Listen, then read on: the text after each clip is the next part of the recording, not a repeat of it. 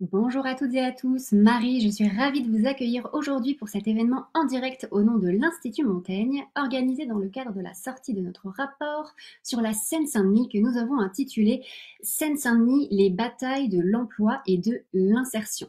À nos côtés aujourd'hui, j'ai le plaisir d'accueillir tout d'abord Julien de Normandie, le ministre en charge de la ville et du logement, mais aussi Stéphane Troussel, le président du conseil départemental de Seine-Saint-Denis. À côté d'eux, nous aurons également la présence d'Agnès Audier, qui est rapporteure générale de notre travail, et à ses côtés également Kirill Courbois, qui est senior country officer de JP Morgan en France et partenaire de l'Institut Montaigne dans le cadre de cette étude.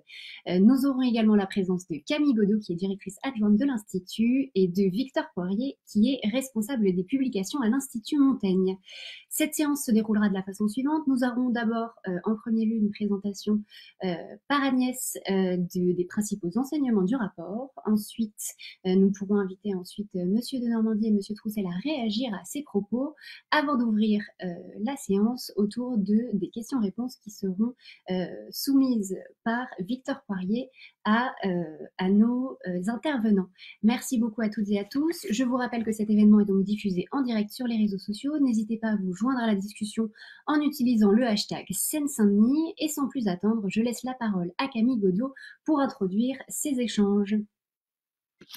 Merci beaucoup Marie, merci à tous d'être parmi nous à ce live réalisé à l'occasion de notre publication, comme l'a dit Marie, du rapport Seine-Saint-Denis, les batailles de l'emploi et de l'insertion, qui est publié avec le soutien de JP Morgan. Alors, ce rapport, il s'inscrit dans la lignée de nombreux travaux que l'Institut Montaigne a consacrés à l'inclusion sociale et à la lutte contre les discriminations.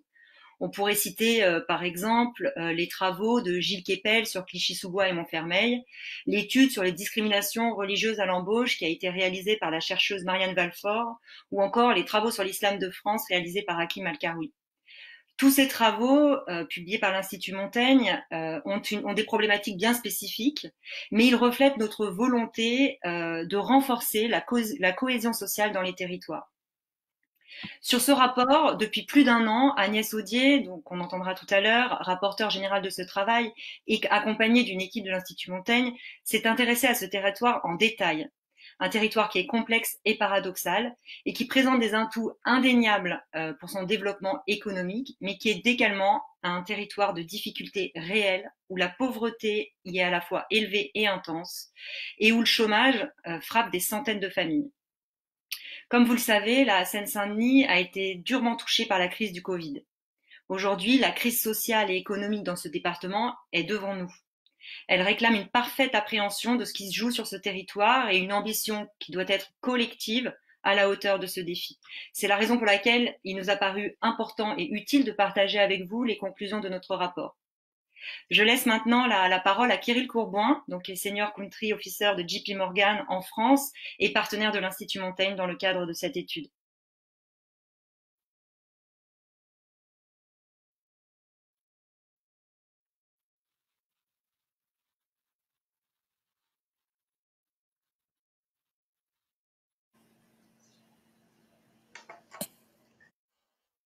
Alors, je crois que nous avons un petit souci technique car nous n'entendions pas Monsieur Courboin. Ce sont les aléas du direct, navré pour ça.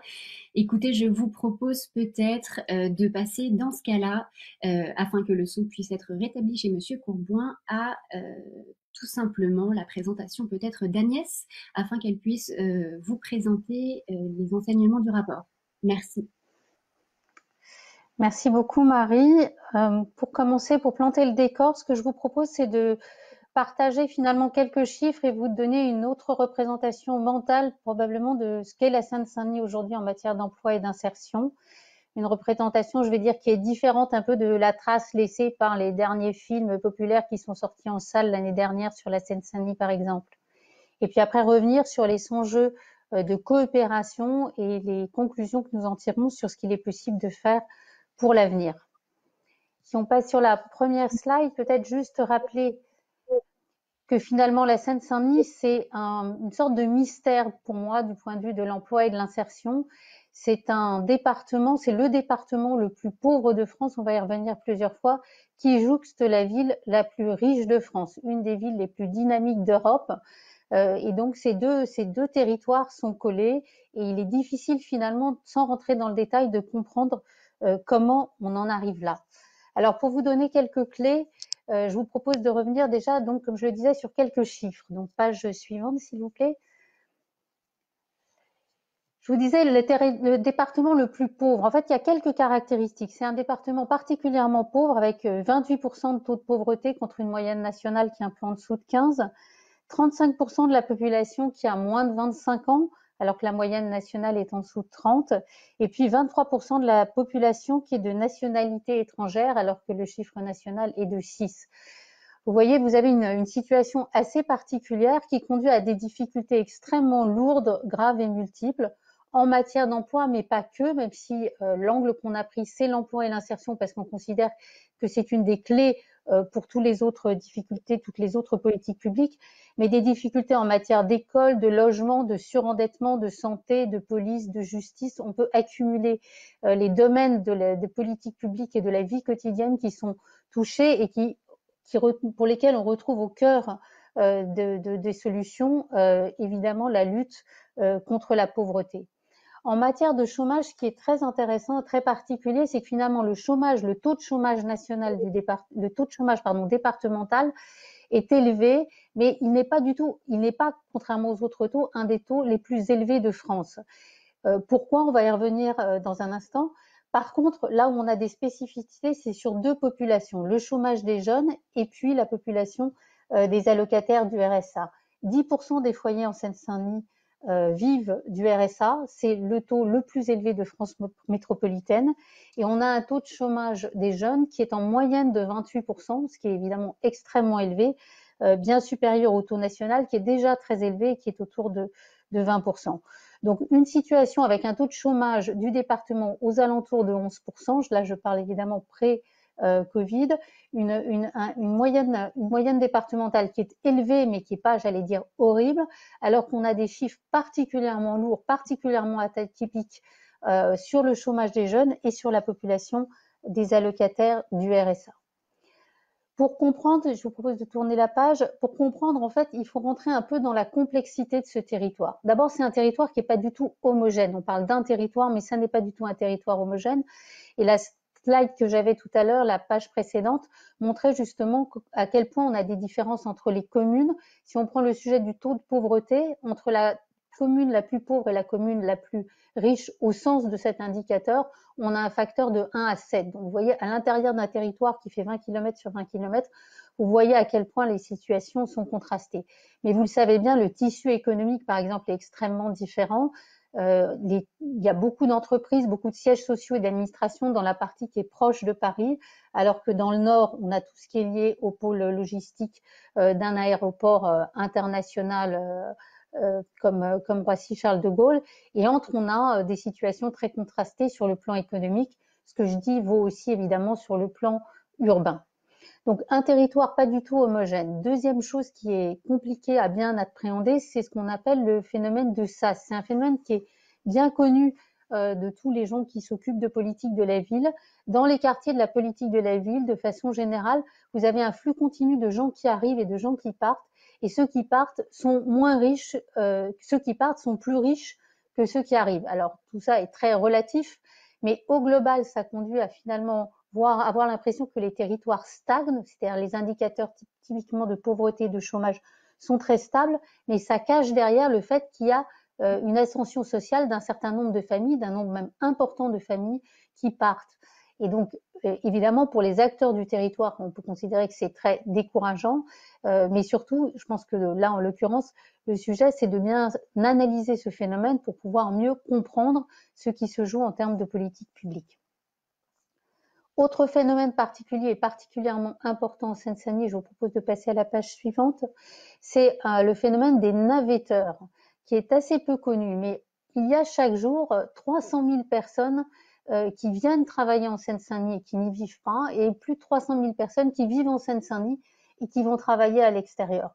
Ces deux chiffres, comparés à une population de 1,6 million d'habitants, je vous le rappelle, ils expliquent en partie ce que je disais tout à l'heure, c'est-à-dire que le taux de chômage, en fait, en moyenne, est élevé, mais n'est pas catastrophique, parce qu'en fait, ce territoire est bien implanté, bien intégrées pardon, dans le marché du travail parisien et de l'Île-de-France.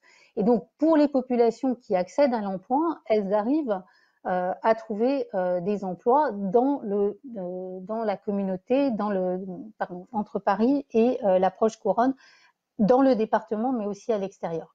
Par contre, les populations qui sont loin de l'emploi n'arrivent pas à participer à cette dynamique et on se retrouve donc avec un vrai chômage de masse pour les populations qui sont loin de l'emploi, alors même que le département est créateur d'emplois. Et ça, c'est un point très important. C'est un département qui est créateur d'emplois depuis plus de 10 ans, mais la population, toute la population du département n'arrive pas à en bénéficier. Je vous propose de tourner la page. Alors, il y a deux questions que tout le monde se pose, alternativement, j'allais dire. Est-ce qu'on en fait assez et est-ce qu'on n'en fait pas trop? Nous n'avons pas essayé de répondre à cette question-là, je vais y revenir, mais quand même, ces deux questions sont tellement importantes qu'on ne peut pas les oublier. Je pense qu'il est important de remettre quelques éléments sur la table. D'abord, sur la question de savoir est-ce qu'on en fait assez, est-ce qu'on n'en fait pas trop, il faut au moins reconnaître qu'il y a une dynamique dans ce département en matière d'emploi et d'insertion qui est extrêmement forte. Personne ne regarde la situation en se disant d'autres vont la résoudre. Donc il y a une vraie énergie dans ce département, énormément d'acteurs, des acteurs publics, État, collectivités locales, agences, des acteurs privés, et beaucoup d'entreprises font beaucoup de choses, que ce soit en matière d'emploi ou en matière de RSE.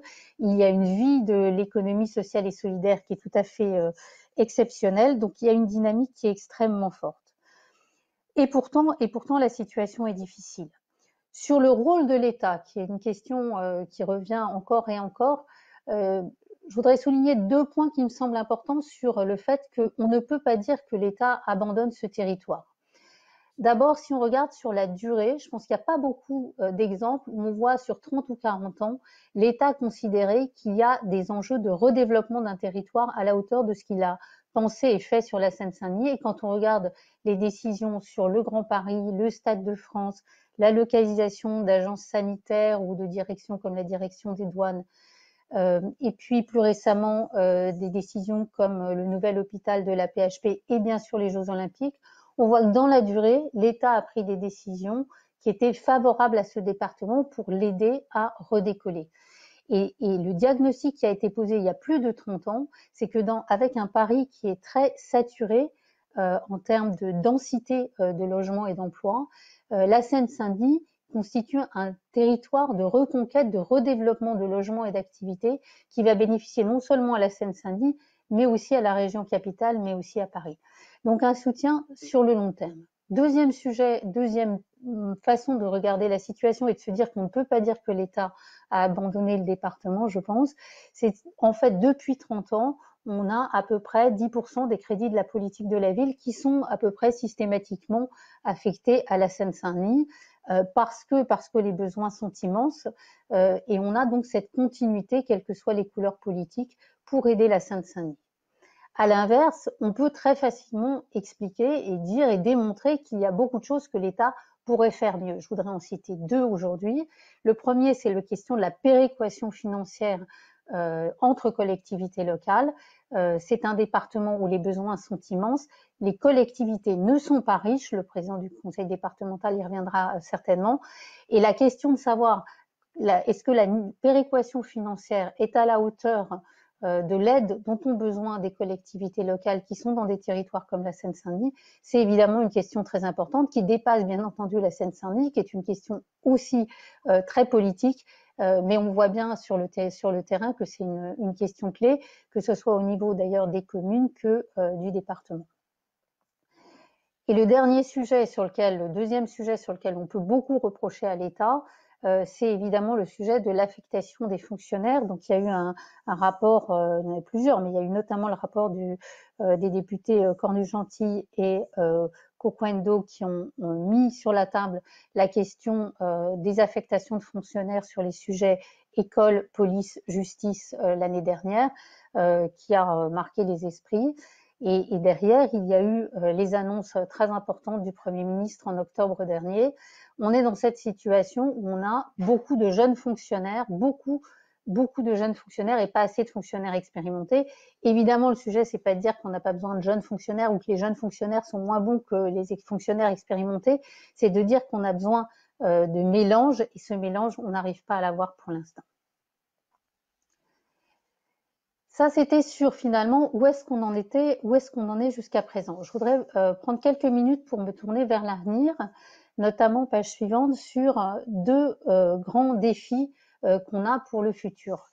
Deux grands défis et de grandes opportunités, qui sont les grands travaux d'un côté et d'autre part la transformation digitale de l'économie et de la société. On a du mal à se représenter ce que représentent 20 milliards de travaux dans les prochaines années en Seine-Saint-Denis, mais c'est tout à fait considérable.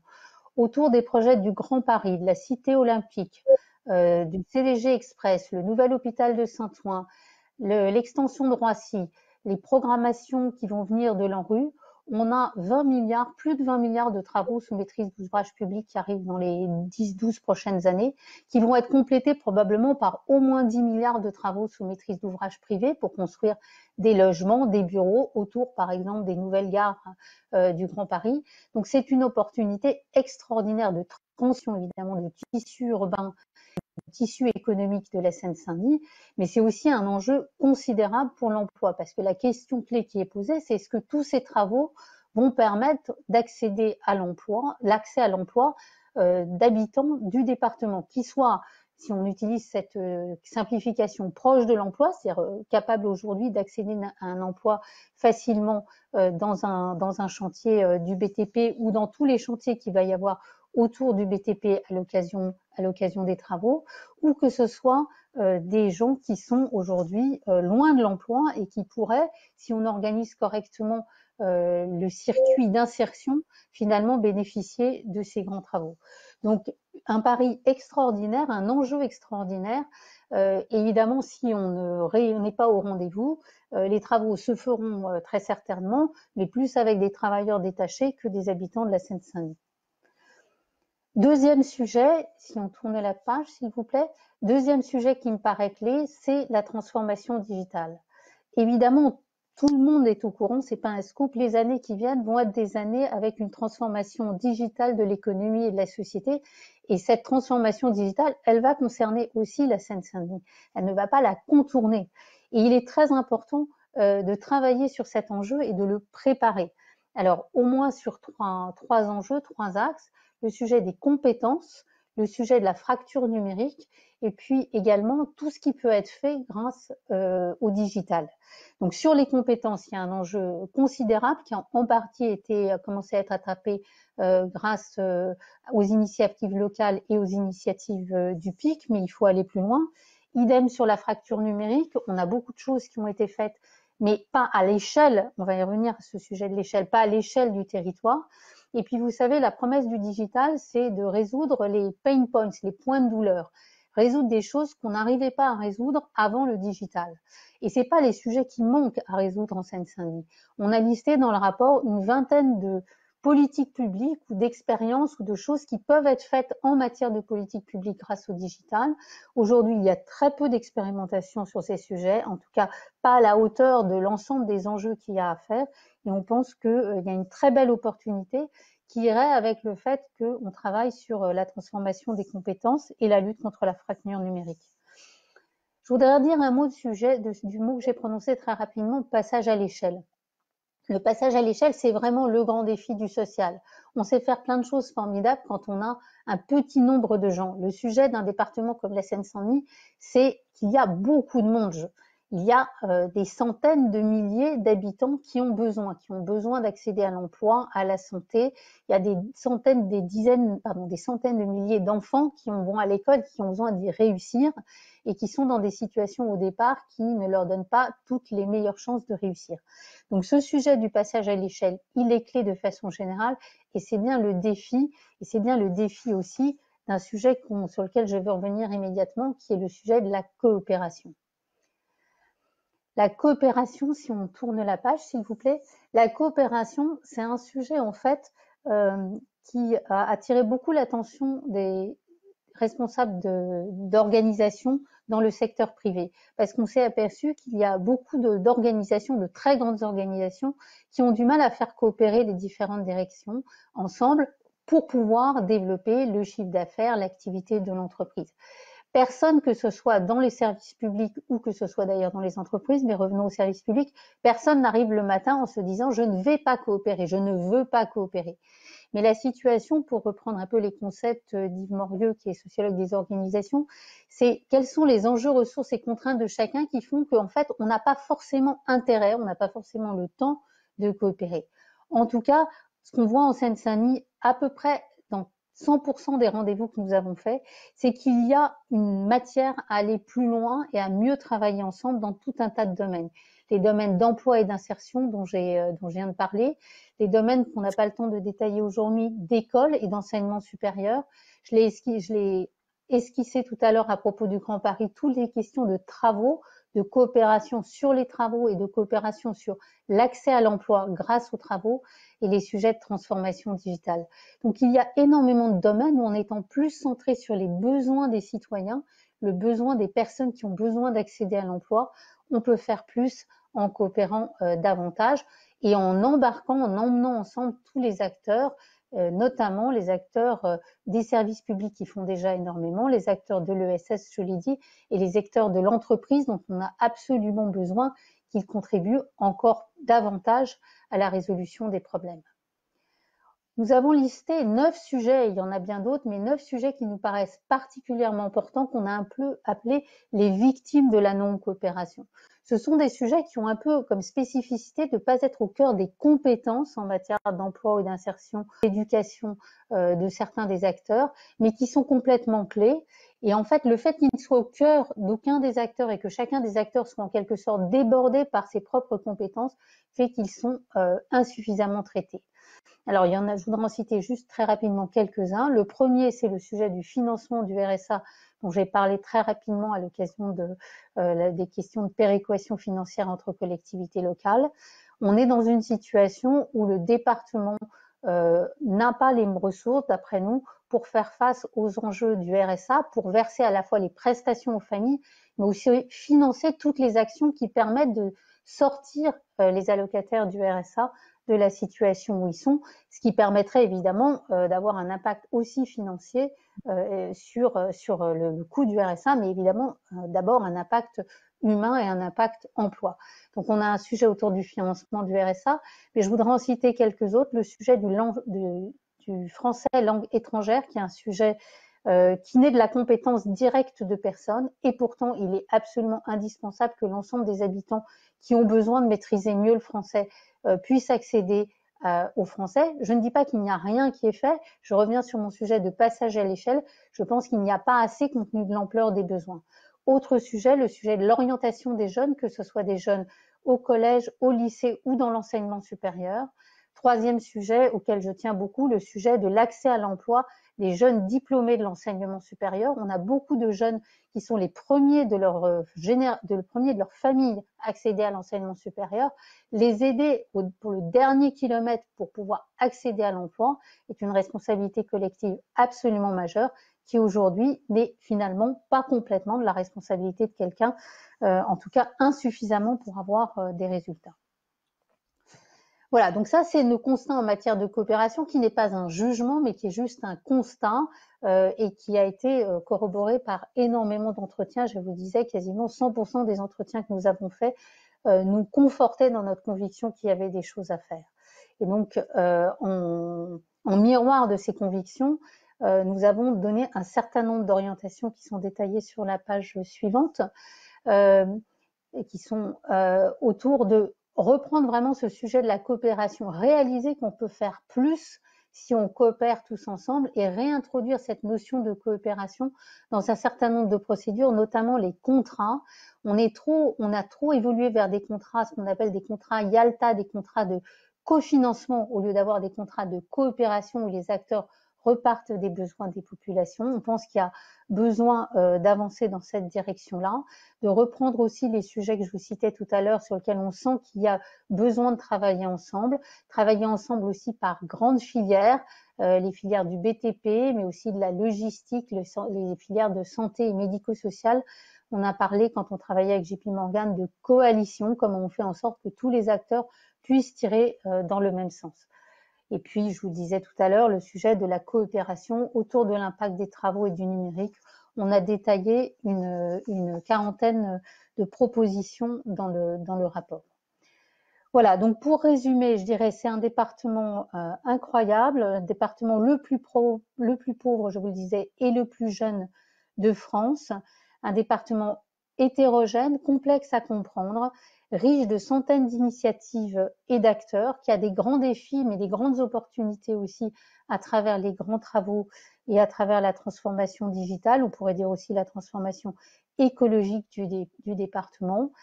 Et donc, un enjeu de coopération, mais j'ai envie de positiver pour conclure et de vous dire, moi je trouve que c'est une très bonne nouvelle qu'on ait un levier supplémentaire d'impact à travers une meilleure coopération des acteurs, en fédérant tous les acteurs, que ce soit les acteurs, encore une fois, publics, privés, ESS, en associant aussi les habitants. Et je pense que cette coopération est complexe à mettre en œuvre, mais que le jeu en vaut la chandelle. Merci. Merci beaucoup, chère Agnès, pour cette présentation très riche. Je suis ravie de réaccueillir également Kirill Courbon, avec qui nous avons retrouvé la liaison audio et qui interviendra en fin de séance. Je vous propose, pour ne pas perdre de temps sur le timing, de passer tout de suite la parole à Monsieur Troussel. Cher monsieur, vous êtes donc le président du conseil départemental de Seine-Saint-Denis et la parole est à vous pour une petite dizaine de minutes. Merci à vous pour cette présentation, merci pour l'organisation de ce débat, merci pour ce rapport et bonjour à toutes et à tous.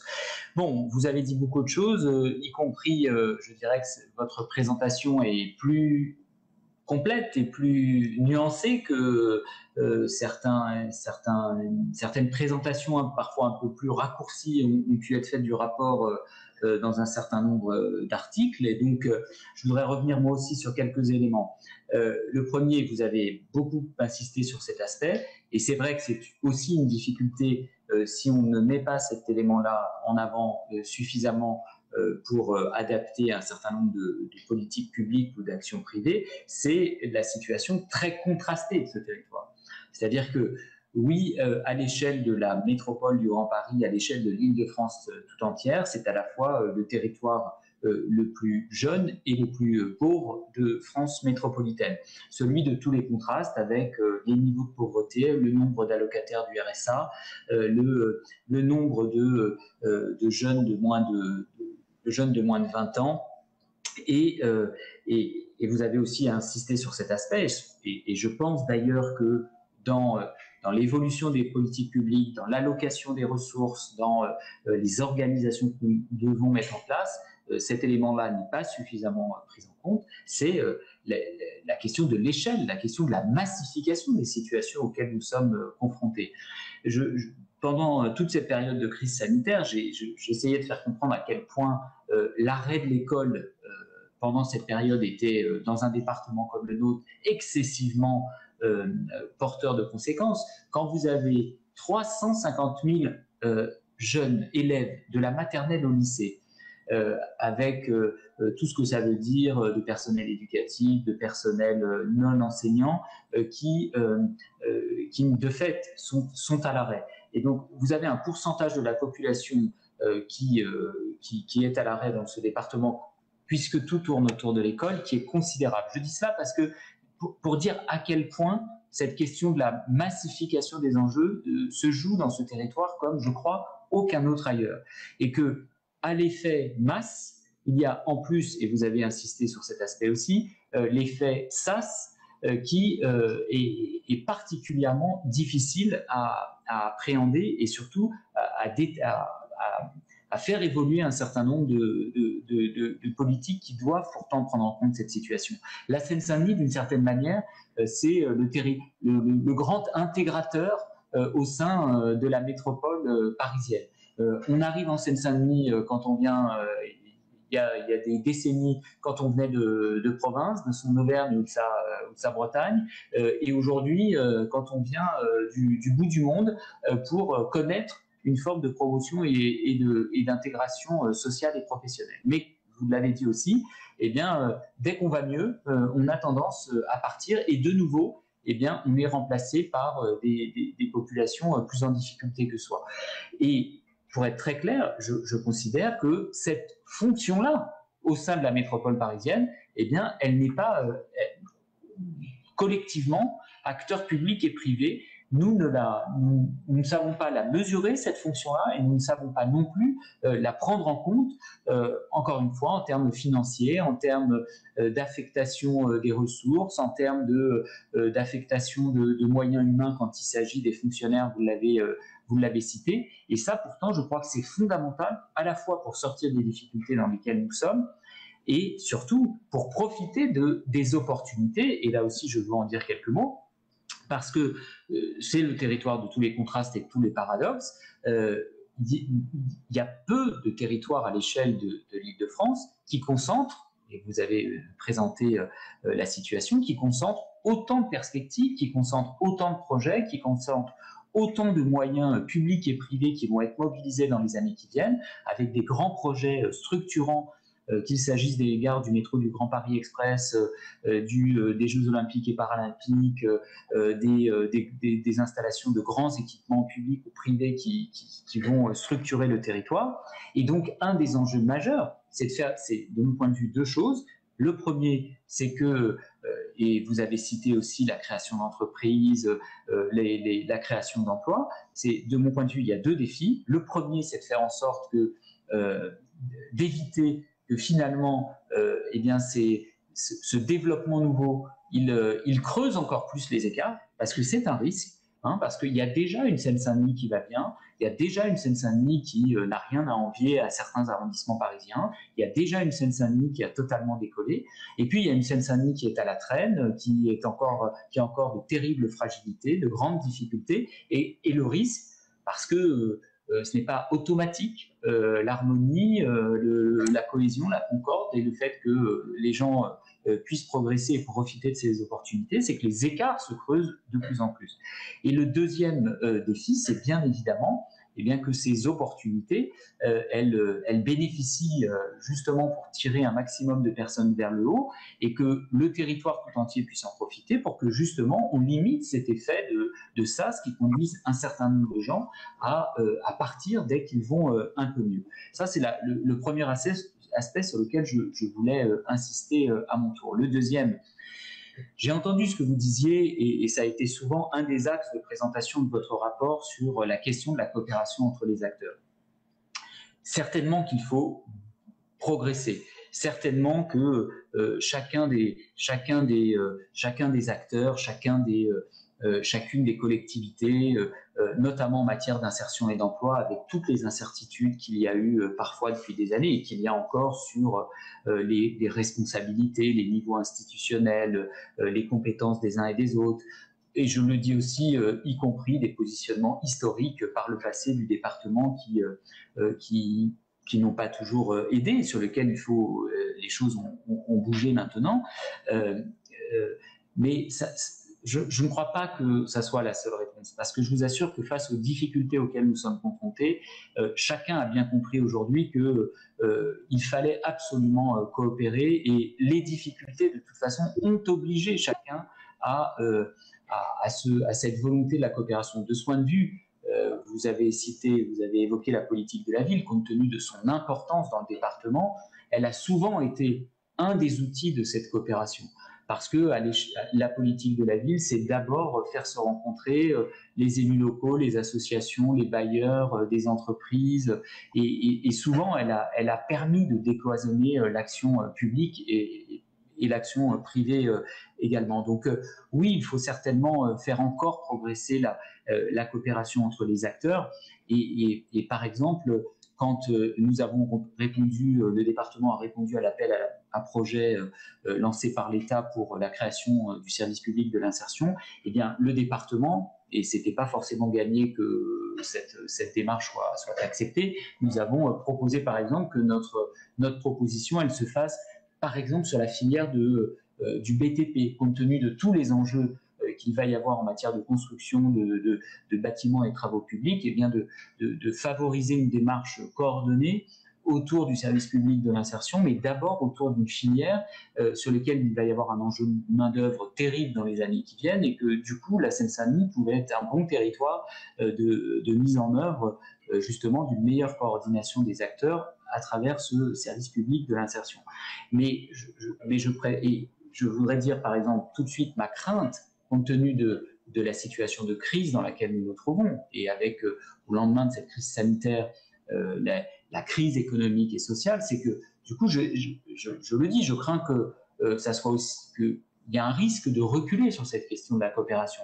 Parce que quand chacun des acteurs, face à l'augmentation supplémentaire pour les uns des demandeurs d'emploi, pour les de longue durée, pour les autres les allocataires du RSA, pour les troisièmes des jeunes qui vont sortir de l'école sans formation et qui vont entrer sur le marché du travail sans qualification. Et il y a un risque que chacun se recroqueville, je dirais, sur son public, sur ses dispositifs. Et donc, il va falloir à la fois de la volonté, de l'énergie, de la détermination pour que, en dépit de cette crise, eh bien, nous puissions continuer à activer ces démarches tout à fait positives. Mais la troisième chose, et je vous remercie de l'avoir évoqué, ça rejoint aussi le sujet de massification et d'échelle. Que voulez-vous quand sur le RSA, le département de la Seine-Saint-Denis est passé en quasiment 20 ans de 20% de l'allocation consacrée à la formation, à l'insertion pour les allocataires du RSA, à un niveau aujourd'hui qui est d'environ entre 5 et 7% bon an mal an, tout simplement parce qu'il nous faut débourser 200 millions d'euros de reste à charge sur le seul financement du RSA. Eh bien oui, on ne peut pas être à l'échelle.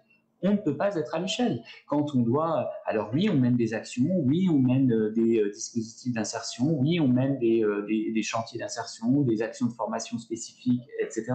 Mais ce n'est clairement pas à l'échelle.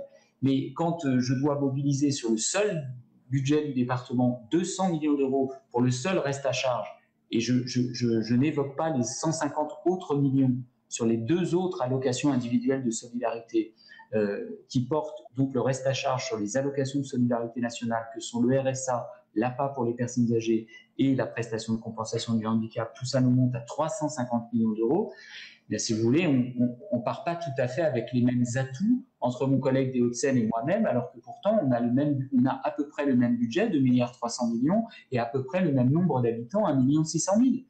Et ce que l'État a été capable de faire il y a quelques mois en Guyane, à La Réunion, à propos du financement du RSA, eh bien, je pense que c'est indispensable dans notre département si nous voulons être capables justement de profiter des opportunités qui sont devant nous et permettre d'agir sur les questions d'emploi, de formation et d'insertion de manière beaucoup plus massive que ce que nous pouvons faire actuellement. Et je suis navré, mais sur cette question-là, nous n'avançons pas. Et permettez-moi d'être un peu trivial, mais je me fiche de savoir ce que pense l'Assemblée des départements de France sur cette question, sous prétexte que les présidents de département, ils pensent que de financer le RSA, eh bien, ça leur permet d'avoir de gros budgets et de pouvoir réaliser avec les régions qui ont pendant longtemps été des nains financiers et des nains politiques. La réalité, c'est que cette situation dans des territoires comme le nôtre, mais c'est vrai dans une moindre mesure peut-être parce que les caractéristiques ne sont pas tout à fait les mêmes, mais dans le nord de la France ou dans le Pas-de-Calais ou dans les Bouches-du-Rhône. Et donc cette question-là, elle est pour nous absolument centrale. Et je voudrais terminer pour ne pas être trop long. Bien évidemment, on a besoin que ce soit l'ensemble des acteurs qui jouent le jeu dans cette perspective. Et vous avez évoqué les rapports successifs que vous avez pu faire sur l'inclusion sociale, la lutte contre les discriminations. Eh bien, je crois qu'il faut qu'il y ait de la part de l'ensemble des acteurs, y compris des entreprises privées, une détermination et une volonté sans faille de faire en sorte que, notamment vis-à-vis des jeunes diplômés, vis-à-vis des jeunes avec des niveaux de qualification un peu intermédiaires, il y ait une détermination absolue de faire en sorte que quand il y a la création d'emplois sur le territoire, quand il y a un développement d'activités, quand il y a des installations d'entreprises, eh bien, il y a ce souci plus encore qu'ailleurs de l'emploi local, du lien avec le territoire, d'un développement qui ne soit pas hors sol, parce que ça, c'est un risque majeur. Et vraiment, je termine, parce que sinon je vais être trop long, n'hésitez pas à m'interrompre, hein, parce que c'est que il faut vraiment, je crois, que tous ensemble, et pas plus l'État tout seul ou ce gouvernement en particulier, parce que il y en a eu d'autres avant lui, et les questions se sont posées, n'ont pas été résolues durablement.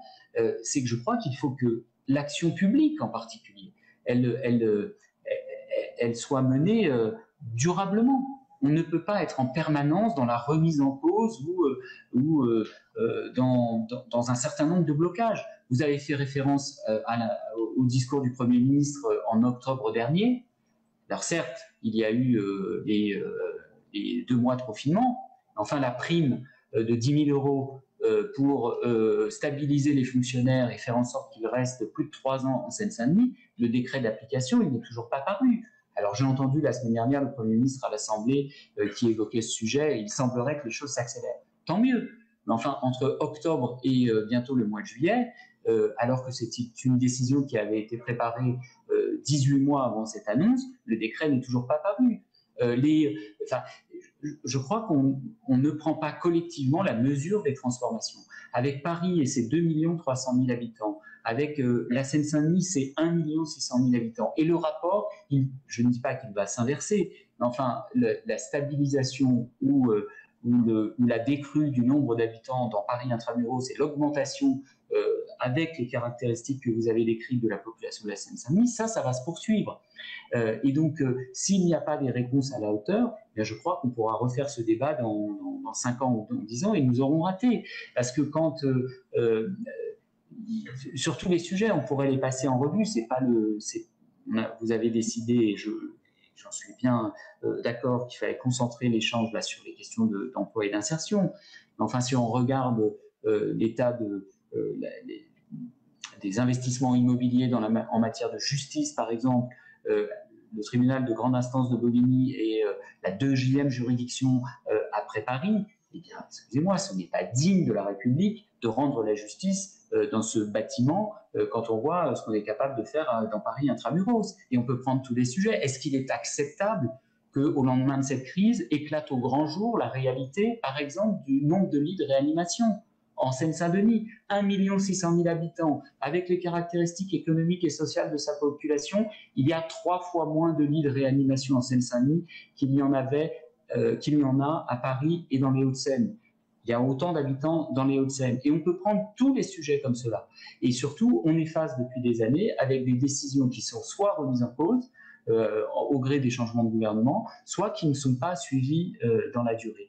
Et donc, eh bien, c'est un défi considérable. Je pense que face à l'ensemble des opportunités qui sont devant nous, nous avons la capacité, je crois, de faire en sorte que finalement nous puissions résoudre, s'il y a cette volonté collective durablement exprimée. Parfait, merci beaucoup. Le timing est encore un petit peu serré. Merci beaucoup, Monsieur le Président. J'aimerais passer tout de suite la parole au ministre. Monsieur le ministre, bonjour, merci de vous prêter à cet exercice et d'être avec nous aujourd'hui. Je vous passe la parole tout de suite. Nous sommes à votre écoute. Merci beaucoup. J'espère que vous m'entendez, parce qu'on a des petits problèmes de liaison depuis ce matin avec le ministère. Écoutez, très bien. Plusieurs points. Je ne reviens pas sur le bilan, sur l'état de situation. Je crois que le rapport le montre, et ce que vient de dire le président Stéphane Roussel le montre aussi. Peut-être simplement résumer en une phrase qui était d'ailleurs les propos du Premier ministre lorsque nous étions ensemble en Seine-Saint-Denis, à la fin du mois d'octobre, c'est que c'est au final un département hors norme, nécessitant des réponses hors normes. Je crois que d'ailleurs, ce qui est très important, d'abord d'un point de vue politique, c'est de le reconnaître. Et je me souviens, Stéphane Troussel, je suis sûr, ne me contredira pas, plusieurs élus qui attendaient depuis un certain temps que le gouvernement, quel qu'il soit, reconnaisse que la Seine-Saint-Denis est un département hors norme, du fait de ses enjeux démographiques, de ses enjeux en termes d'opportunités, mais aussi de ses difficultés, et vous l'avez toutes et tous rappelé, je n'y reviens pas. Ensuite, je pense, deuxième élément, qu'il faut surtout pas, et je suis en ligne avec les propos du président Troussel, il faut surtout pas chercher à se cacher derrière un certain nombre d'excuses, notamment celle d'un manque de coordination entre les acteurs. Évidemment, on peut toujours améliorer la coordination, c'est une certitude, mais en vrai, la coordination sur le terrain, je peux vous dire qu'elle existe. Les préfectures, nos équipes font beaucoup de boulot. Vraiment, je voudrais les saluer en lien avec les élus locaux, en lien avec les différentes collectivités, quelles qu'elles soient, et qu'on peut toujours améliorer la coordination, mais qu'il y a une vraie volonté de coordination, une vraie coordination dans beaucoup de domaines. Ce qui veut dire que, pour moi, il y a un certain nombre d'enjeux avec des problèmes qu'il faut traiter à la source. Et je crois que la principale question qui est au centre de ce webinaire, c'est la question de l'emploi. Et donc, je voudrais vraiment m'attarder dessus parce que parmi tous les défis auxquels doit faire face la Seine-Saint-Denis, il y a d'abord la question de l'emploi. Le taux de chômage il est plus élevé que sur d'autres départements de la métropole. Et classiquement, dans les quartiers prioritaires de la ville, en Seine-Saint-Denis ou ailleurs d'ailleurs, on constate qu'il y a un taux de chômage à peu près 2 fois plus élevé que sur le reste du territoire. Que les difficultés, elles sont souvent 2 fois plus fortes que sur le reste du territoire. Et ce qui est très inquiétant dans la période, c'est quand ça va mieux sur le reste du pays, ça met plus de temps à aller mieux dans les territoires compliqués. Et quand ça va moins bien à l'échelle du pays, ça va moins bien plus vite dans les territoires en difficulté. Et ce qui veut dire que le principal objectif pour nous, c'est de faire en sorte que dans la période qu'on traverse, à la crise sanitaire, à la crise économique, ne s'ajoute pas une crise sociale. Et c'est ça, et cela seul, si je puis dire, la boussole qui doit nous animer, nous guider ces prochaines semaines, ces prochains mois. Alors, quand on en vient à l'emploi, le rapport le montre bien. Il y a là aussi un paradoxe énorme, c'est-à-dire que le rapport met en avant qu'il y a des créations nettes d'emplois et pour autant un manque très fort de bénéfices de ces créations nettes d'emplois pour la population de Seine-Saint-Denis. Moi, je crois que l'un des enjeux principaux, c'est la question évidemment de la formation. Cette formation, je pourrais y rentrer dans le détail, mais c'est ce que on a mis au cœur d'une politique publique en faveur du travail, avec un fameux programme qui s'appelle le programme d'investissement compétences. Mais même quand vous prenez, au-delà de ces 15 milliards d'euros de ce programme, même quand vous prenez un sujet très précis comme les Jeux Olympiques, le défi qu'on a en ce moment, avec Stéphane Troussel, avec toutes les équipes localement, c'est de se demander comment on arrive d'ores et déjà à former les jeunes de Seine-Saint-Denis pour être sûr que les métiers qu'on a identifiés en tension pour la réalisation des JO puissent bien bénéficier aux jeunes de Seine-Saint-Denis. Et c'est un défi qui est incroyablement fort parce que c'est assez simple à mettre sur le papier, mais il faut surtout pas s'arrêter là, il faut surtout s'assurer que ça se mette bien en place sur le terrain et autrement qu'on touche les jeunes, qu'on arrive à les accompagner pour leur proposer ces formations. C'est ce boulot à travers le plan d'investissement compétences, ce travail à travers les politiques d'apprentissage. Mais j'insiste dessus parce que là, il n'y a pas de recette miracle, si ce n'est une volonté très forte d'accompagner les jeunes vers la formation. Le deuxième sujet, qui, je dois le dire, m'étonne, n'est pas du tout repris dans votre rapport, c'est qu'en fait, le drame d'un certain nombre de jeunes ou moins jeunes dans ces quartiers, c'est que le réseau de ces derniers s'arrête aux frontières du quartier. C'est l'exemple que je donne à chaque fois, mais regardez, y compris à l'Institut Montaigne, dans les ministères, dans un certain nombre de collectivités, même si souvent c'est moins vrai, dans beaucoup de secteurs et notamment les entreprises, l'exemple des stages de troisième. Les stagiaires de troisième, c'est souvent, le plus souvent, des filles, d'amis, de collègues, de cousins, de cousines. Et c'est rarement un enfant qui vient d'un quartier prioritaire de Seine-Saint-Denis. Très rarement. Et pourquoi? Tout simplement parce que c'est la question des réseaux. Et que dans une société, dans la nature humaine est ainsi faite, que la force du réseau a un impact très fort dans la gestion du collectif. Et l'un des sujets qui est à la fois plein d'opportunités et donc plein d'optimisme, mais en même temps qui est un des sujets qu'on n'a jamais réussi à définitivement traiter, c'est la question de créer ces passerelles, ces réseaux entre les entreprises et les jeunes. Les jeunes des quartiers, ils demandent pas l'aumône. Ils demandent d'avoir les mêmes chances d'accès au boulot.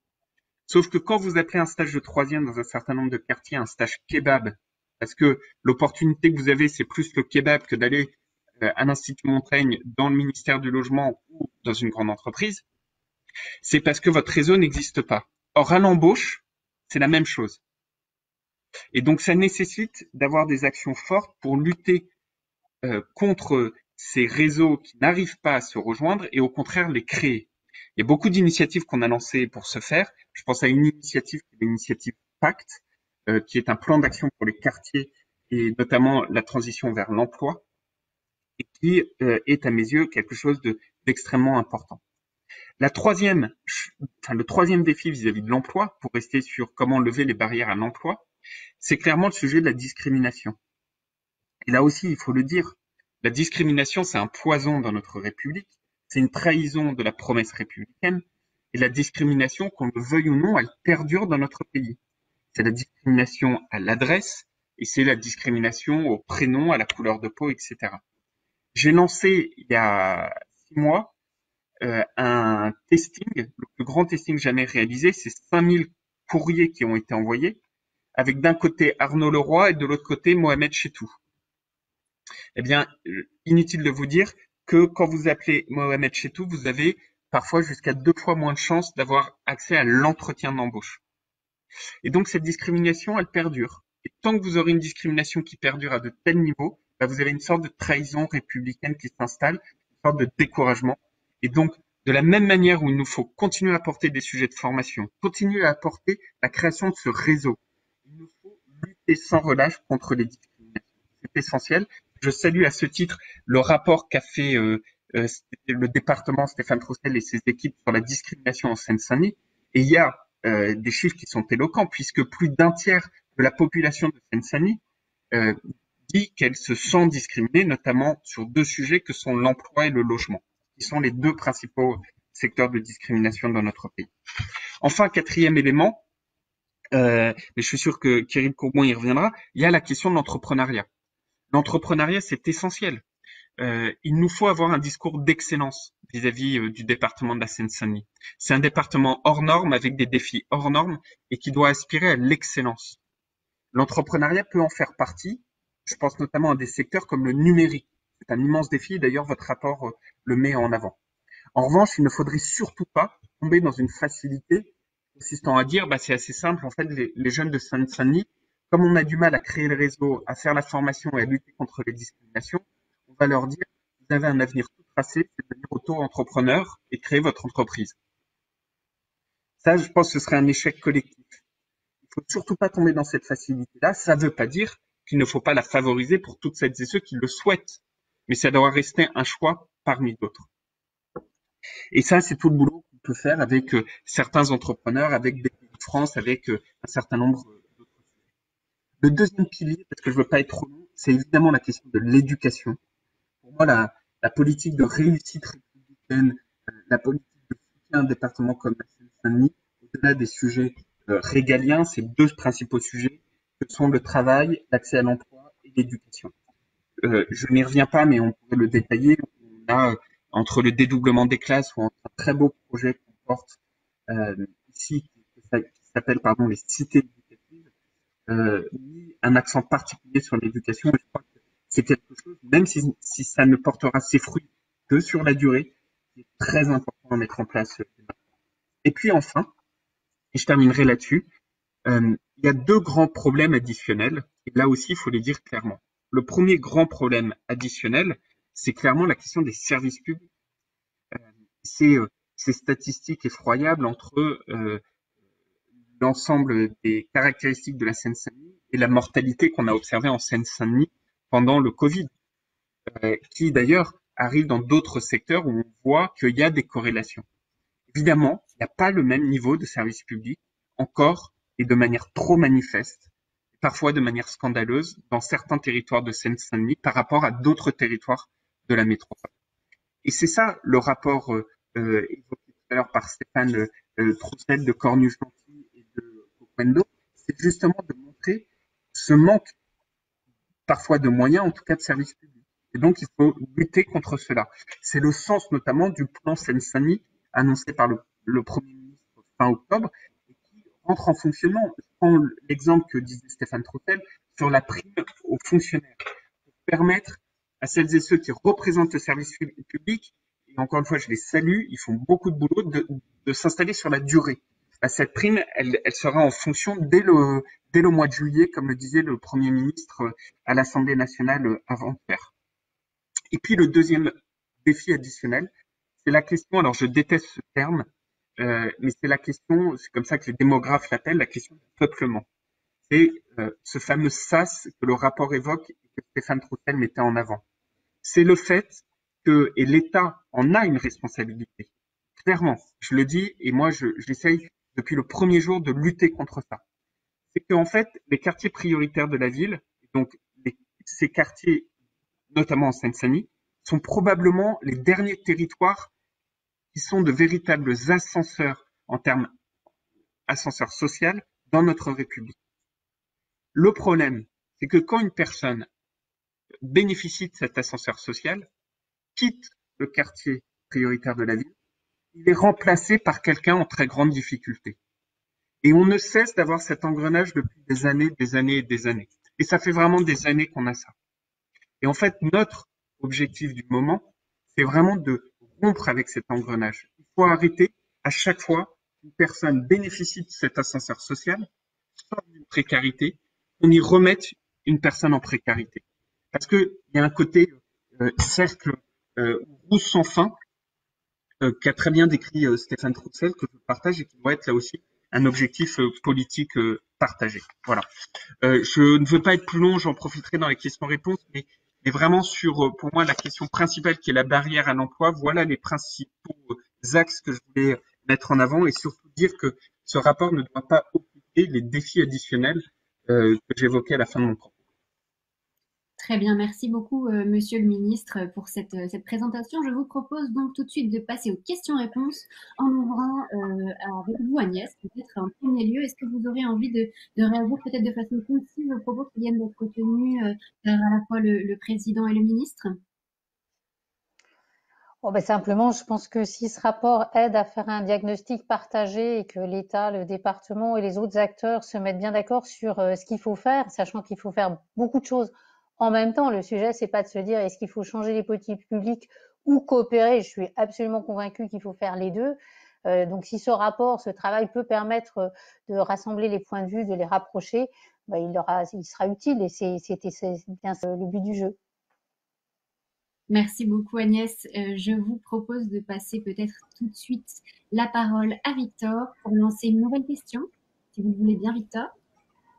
Merci beaucoup, Marie. Merci, Monsieur le Ministre, Monsieur le Président, Agnès, pour ces présentations. Je vais vous poser une question et peut-être en commençant par Monsieur Troussel concernant le plan d'action qui a été justement évoqué et par vous et par Monsieur de Normandie et annoncé en octobre 2019 et qui devrait voir le jour, en tout cas certaines des mesures dès juillet. Est-ce que Monsieur Troussel, vous estimez que ce plan est suffisant pour dépasser les défis qui ont été évoqués lors de cette présentation? Est-ce que le contexte nouveau par rapport à octobre remet un petit peu en question ce plan? Et puis, quelles seraient peut-être là où les mesures fondamentales sur lesquelles vous insisteriez pour que la Seine-Saint-Denis puisse dépasser les défis qui se présentent? Le plan, il évoquait essentiellement les questions de police, de justice et d'éducation, un peu en matière de santé, mais il était quand même au départ très concentré sur les questions, on va dire, régaliennes et de fait, par exemple, un peu moins centré sur les questions des barrières à l'emploi ou de l'insertion. Moi, j'ai salué à la fois le diagnostic posé par le Premier ministre et les premières annonces qu'il avait pu faire donc, en octobre dernier. Mais vous voyez bien que si vous me posez la question de savoir si c'est suffisant, j'aurais tendance à vous dire que ça ne l'est jamais assez, compte tenu de ce qu'on vient de décrire. J'ai pris par exemple tout à l'heure la situation du tribunal de Bobigny. Je sais qu'il va y avoir des investissements, Mais enfin, quand je vois la réalité d'aujourd'hui et ce vers quoi il faudrait tendre, c'est quand même, on sera à la fin très loin du compte. Je peux parler des questions je pourrais parler des questions de police. Le rapport Cornu-Gentil a montré à quel point non seulement nous avions des fonctionnaires de police très jeunes, mais par ailleurs nous avions un nombre d'officiers de police judiciaire sans commune mesure avec non seulement le niveau de délinquance auquel nous sommes confrontés, mais si on compare avec la situation de Paris intramuros, j'ai plus le chiffre en tête, je crois que c'est entre 16 et 9% pour la Seine-Saint-Denis, et donc il faut des volontés et une énergie considérable et je sais que tout ne se réglera pas du jour au lendemain parce que bien évidemment la formation des policiers ça prend du temps, etc. Mais oui, je considère que les annonces du Premier ministre, elles ne font pas solde de tout compte. Et quand on vient de vivre cette crise sanitaire, eh bien, il va falloir l'amplifier, ce plan. Je prends un autre exemple, même si le sujet était moins évoqué, les questions de santé. Donc oui, vous avez cité dans votre rapport le Grand Hôpital Nord à Saint-Ouen. C'est une excellente nouvelle. Et moi, j'ai fait partie de ceux qui ont soutenu la décision d'implantation du Grand Hôpital Nord. Mais enfin, si cette crise sanitaire, elle ne conduit pas à ce que que la PHP ne révise pas ce qui a conduit à la fois à privilégier un grand investissement comme celui-là, mais la conséquence d'un certain nombre de grands investissements, eh bien, c'est le renoncement à la modernisation, le développement des hôpitaux de taille intermédiaire, par exemple, eh bien, on n'aura rien retenu comme leçon de cette crise. Un des phénomènes qui a été au cœur des difficultés de la Seine-Saint-Denis par rapport à cette crise sanitaire, c'est que, au-delà même de la question des équipements de santé, il y a pour des questions économiques et sociales, pour des questions culturelles, un recours tardif aux soins en Seine-Saint-Denis. Est-ce qu'on va enfin dans ce pays, c'est vrai pour la Seine-Saint-Denis, mais c'est vrai en général, est-ce qu'on va enfin se donner les moyens de faire des grandes politiques de prévention qui permettront par exemple d'avoir des stratégies de santé qui vont vers les populations et qui n'attendent pas que la population vienne se faire soigner. Voilà autant de questions qui sont par exemple posées par cette crise sanitaire et qui doivent conduire à réviser, à amplifier ce plan. Et enfin, dernier sujet, je l'ai évoqué un peu tout à l'heure, ce plan était relativement muet, par exemple, sur les questions de finances des collectivités locales, parce que les inégalités, elles sont cumulatives. Quand il y a des situations moins défavorisées dans un département voisin, permettez-moi encore de faire la comparaison, mais puisque désormais nous avons le même nombre d'habitants et la Seine-Saint-Denis un peu plus même.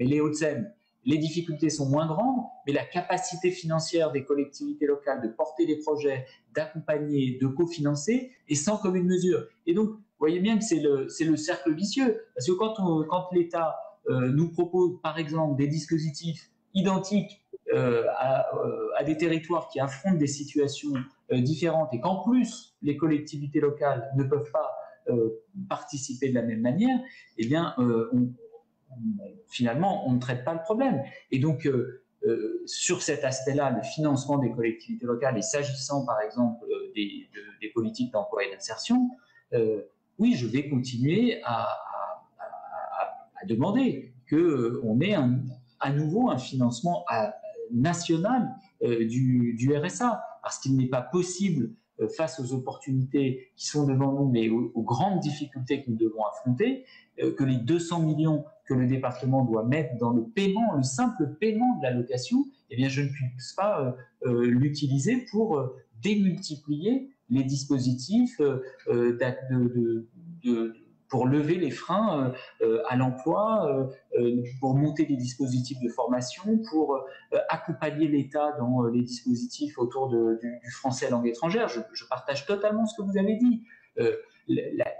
L'apprentissage du français, alors qu'on a un pourcentage très élevé de population étrangère dans le département, est dérisoire aujourd'hui. On n'est pas à l'échelle. Et ça a plein de conséquences dans le rapport de nos concitoyens aux institutions, l'accompagnement des parents vis-à-vis de l'école de leurs enfants, la capacité d'avoir accès aux droits. Et donc, eh bien, le plan était totalement muet sur les questions, par exemple, de financement des collectivités locales.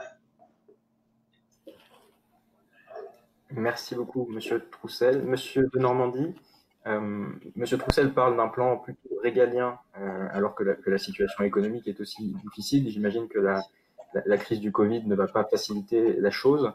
Est-ce que vous pensez que le plan qui avait été annoncé en octobre permettra toujours de soulever ces défis? Et est-ce que des mesures économiques, Monsieur Troussel a évoqué la nationalisation du RSA, est-ce que des mesures comme celles-ci sont envisagées pour répondre aux défis du territoire?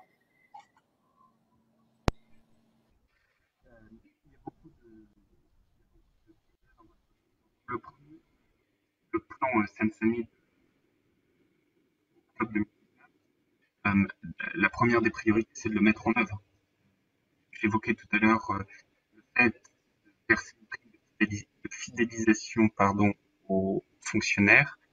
Il y a également le renforcement des moyens de justice, il y a la rénovation du tribunal de Bobigny, il y a des sujets sur la santé, des sujets sur l'éducation, bref, il y a beaucoup de choses qui doivent être mises en œuvre. Ceci ayant été dit, évidemment, ce plan a été établi avant la crise du Covid et avant les conséquences de toute la période que nous sommes en train de vivre.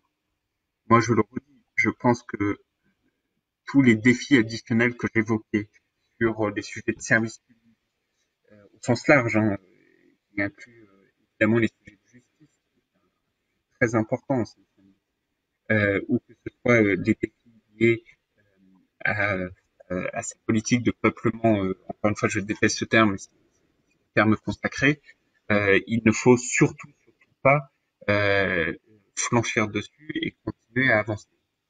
Mais ce qui est sûr, c'est que le défi principal qu'on va avoir dans les prochains mois, c'est avant tout la question de l'emploi, de manière certaine. Et donc la question qui va nous être posée, c'est est-ce que tous les dispositifs qu'on a mis en place sur la question de l'emploi seront suffisants ou pas? Il y a beaucoup de choses qui a déjà été faites et on voyait des premiers résultats arriver avant le Covid. Je ne rentre pas dans le détail des dispositifs, mais que ce soit le sujet des emplois francs, le sujet de la formation, le sujet de l'accompagnement, beaucoup de choses ont commencé à être faites. C'est très bien, il fallait déjà aller plus vite. Et là, le grand défi qu'on va avoir, c'est comment on évite la crise sociale dans beaucoup de nos territoires, et notamment dans les territoires les plus fragiles. Et donc, évidemment, on parle beaucoup de plans de relance, de plans de soutien, etc.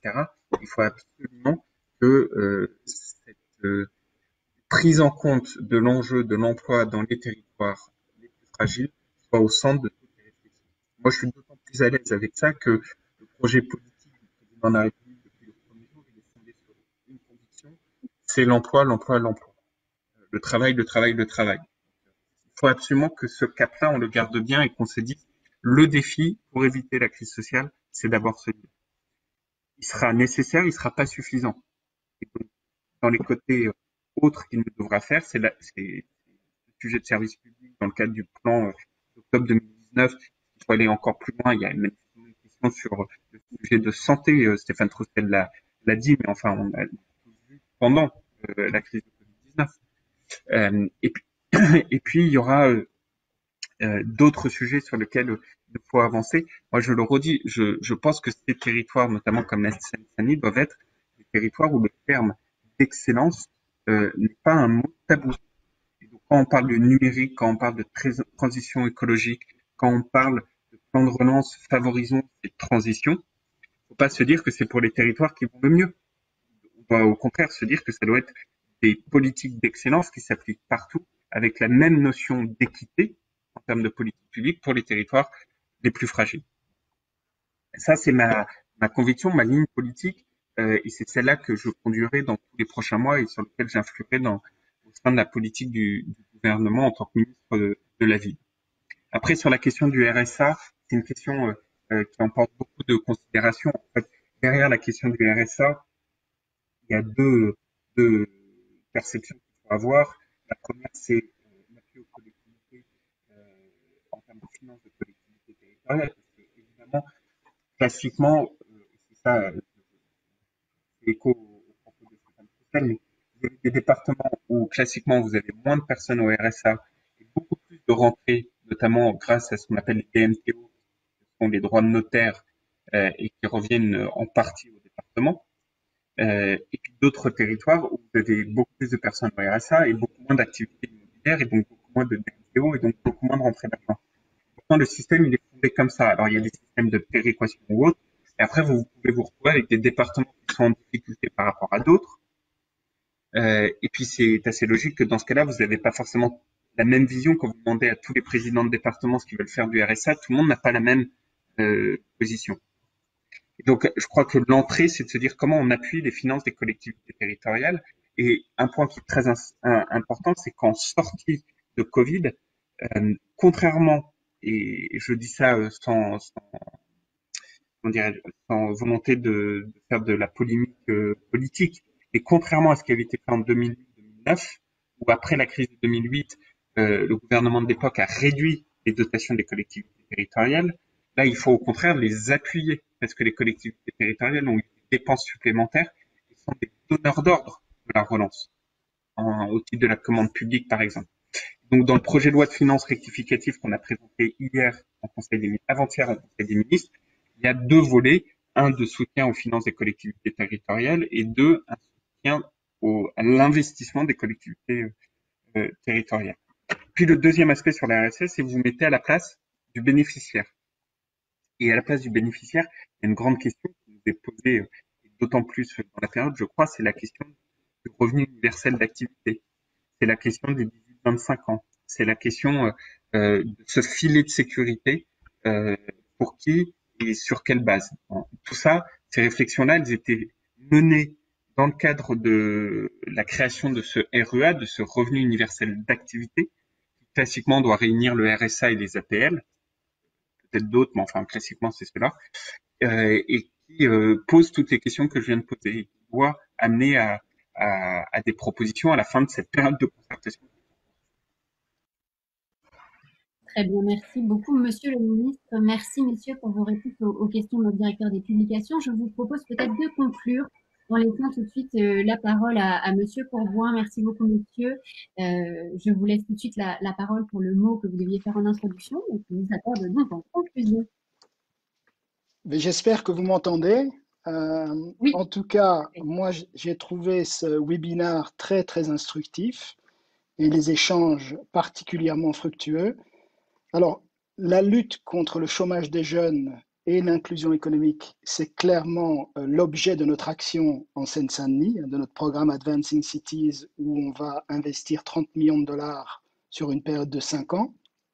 Alors nous, on est très pragmatique, on n'est pas du tout là pour donner des leçons. On considère que tout problème a une solution. Alors, il fallait d'abord clairement comprendre le problème et on a bien vu que la complexité et l'hétérogénéité des territoires de Seine-Saint-Denis nécessitaient de faire cette étude que l'Institut Montaigne a menée ou qu'on a financée pour l'Institut Montaigne. J'ai trouvé les conclusions de l'Institut extrêmement limpides. Alors, il y a clairement un sujet de formation des jeunes, mais il y a également, comme le soulignait le ministre, un problème de discrimination et d'égalité des chances. Donc nous, l'ascenseur social, on considère qu'il est totalement en panne en Seine-Saint-Denis. Alors il se fait qu'avec une action, et quand je vois tout ce que fait le gouvernement, tout ce que fait le département, ce que font les municipalités, mais on se rend compte qu'il faut simplement peut-être un petit catalyseur, et c'est le rôle qu'on va essayer de faire en toute humilité, c'est d'essayer de fédérer le secteur privé et surtout le monde associatif, parce que c'est ça la grande force aussi de la Seine-Saint-Denis, c'est qu'il y a un tissu d'associations extrêmement puissant, et on va aider ces associations pour pouvoir lutter efficacement contre le chômage des jeunes. Alors c'est en effet développer des compétences pour les métiers clés de demain, et ça, on a déjà financé un certain nombre d'associations dans ce domaine-là. C'est également, comme le soulignait le ministre, soutenir les PME, mais les entrepreneurs, les auto-entrepreneurs dans la région. Et on va le faire en toute humilité avec tout le monde. Et donc là, nous, on est juste là pour aider. Et si on peut faire plus, eh ben, on fera plus. Donc voilà, sachez que vous pouvez compter sur nous.